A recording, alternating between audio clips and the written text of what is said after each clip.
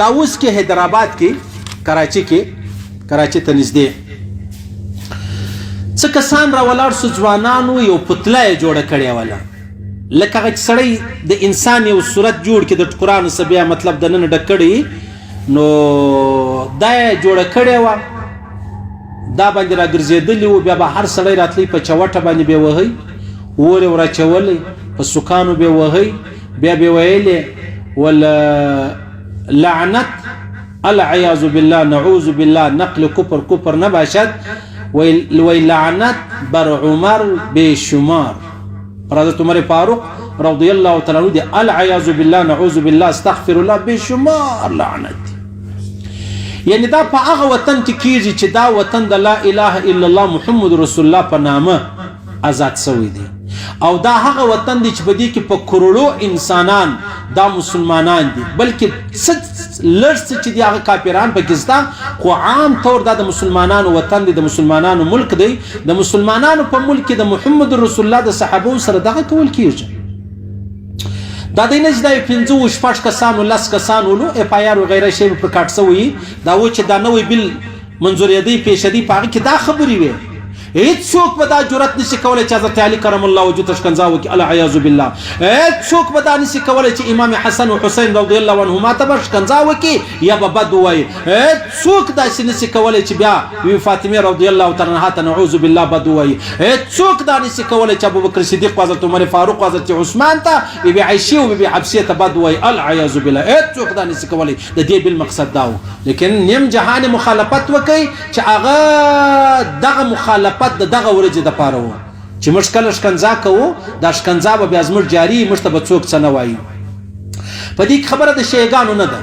چې یاره شیګان را ولاړ سو دا کار یې وکړي د دې وشاته یو ډېر لوی منصوبه سته یو ډېر لوی پروګرام پروت دی چې دا به د سنیانو او د شیګانو د جنګېدو یو ډېر لوی منصوبه وي نه به شیعه په دې خبره نه به سنی په دې خبره دریم سړی به مابین راشي هغه به یو داسې کردار ادا کړي په خپلو کې به سراخته کړي هالته به بیا په شیشه او په ټي وي کې ورته ګوري چې څنګه مې سراخته کړلو شیګان دي پر دغه ځوانانو پښتنه وکړي دا شیګان دي که نه دي که شیګان دي بیا ولې دا کار وسولو باید شیګان په خپله د دوی خولو ته لګام ورواچي باید چې شیګان په خپله د دوی خولو ته چیچ ورواچي ورسلایي کړي او که شیګان نه دي اسې پر شیګانو ځان تړلی دی نو بیا شاته منصوبه معلومه کړي چې دا چا دا کار کړی دی ولې داسې کېږي ولې دا وطن په اور راسوځي ولې په دې وطن کې اور بلوي ولې په دې وطن کې فرقه واریت چې دی هغه چیچ کوي هغه تازه کوي هغه راوباروي هغه راپورته کوي پر هغه بیا جنګونه سره کوو نو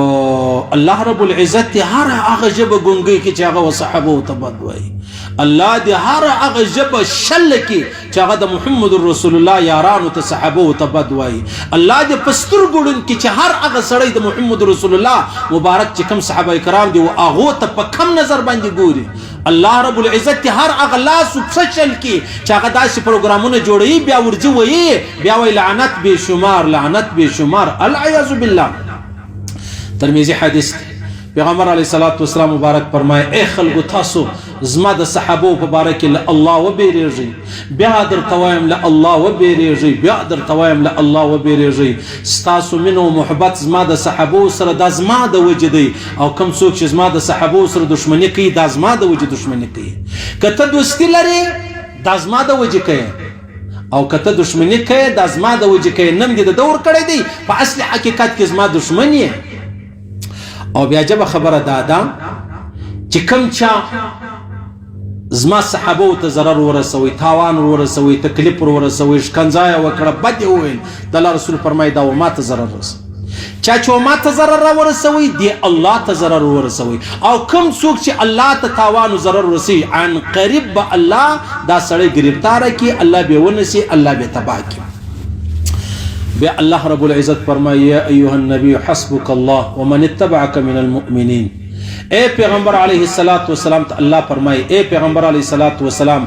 ستا د پاره زکا پیم او کوم څو من اتبعك المؤمنین اے هغه مؤمنان چې ستا سره دي صحابه کرام ستا د پاره کافی دي په اصل حقیقت کې الله رب العزت ستا د پاره کافی دی په ظاهري اسبابو کې ستا د پاره یو قول دادی یو تفسیر دادی چې هغه صحابه کرام دي بیا بل خبره دادا چې زه د سیکانو سره تعلق نه لرم. صحیح سو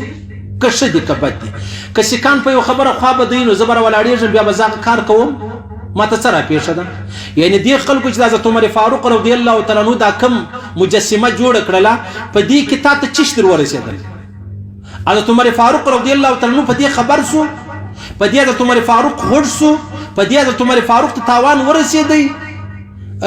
تاوان دې هېڅ چاته نه دی رسولی، خپل ځان دې جهنم ته ورسوئ.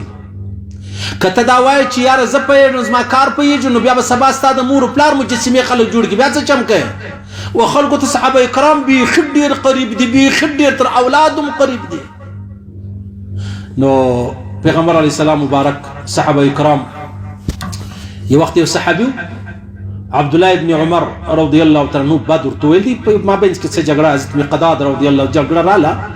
بیا حضرت مقداد رالی حضرت عمر فاروق ته ویل ستا زوی ما ته دا خبره وکړه، ډول پر ما نظر ده چې زه به د خپل زوی ژبه پرې کوم.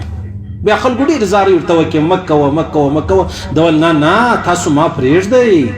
زه به د خپل زوی ژبه ور پرې کړم، په آینده کې به دا سنت سي، دا به طریقه سي، دا به رواج سي چې چا و صحابو ته به ژبه ور پرې کوئ. صحیح سلو. بیا حضرت عمر فاروق رضی الله تعالی عنه خو د پیغمبر علیه السلام خو سر نه دی. پیغمبر علیه الصلاة والسلام مبارک د حضرت عمر فاروق زوم نه دی، دی که نه دی؟ دی. څونه غټه خبره ده. بیا د پیغمبر علیه السلام خلیفه نه دی، د پیغمبر علیه السلام یار نه دی، د پیغمبر علیه الصلاة والسلام په عشره مبشره کې نه دی، د پیغمبر علیه الصلاة والسلام په روضه کې نه دی، د پیغمبر علیه السلام و څنګ ته پروت نه دی. چې دا ټولې خبرې د او ظالمانو او کافرانو ولې دومره ظلم کوئ، ولې خپل کورونه تباه کوئ؟ زه دې نسم تباه کولی، سنیان دې نسي تباه کولی، مسلمانان دې نسي تباه کولی، هغه لوی رب خو تا تباه کولی سي. هغه ځای ته به دې ورسي چې په کوم ځای کې ابوجهل دی، په کوم ځای کې فرعون دی، قارون دی، نمرود دی، شداد دی، و هغه ځای ته به تا ورسوي. نو خلک را ولاړ سلو د حضرت عمر فاروق رضی الله تعالی عنه العیاذ بالله. الله دې موږ وساتي. الله رب العزت دا دشمنان د دین او د اسلام او د صحابه زموږ د وطن تباہ او برباد کړي، الله دې ورک کړي. الله رب العزت دغه اور نه بلوي،